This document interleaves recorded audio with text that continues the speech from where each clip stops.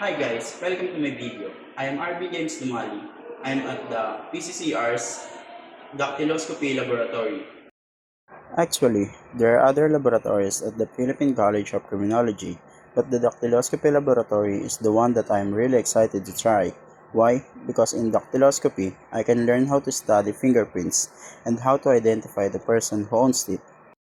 The skills that I expect to learn are to recognize the patterns of fingerprint, to compare and identify the fingerprints, and how to collect the fingerprint like dusting for layering print using powder.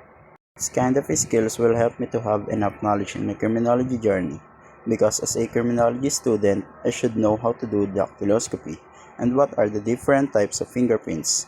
Dactyloscopy can help me with my future career when I am investigating a crime. Also, I can identify who is the person who committed the crime.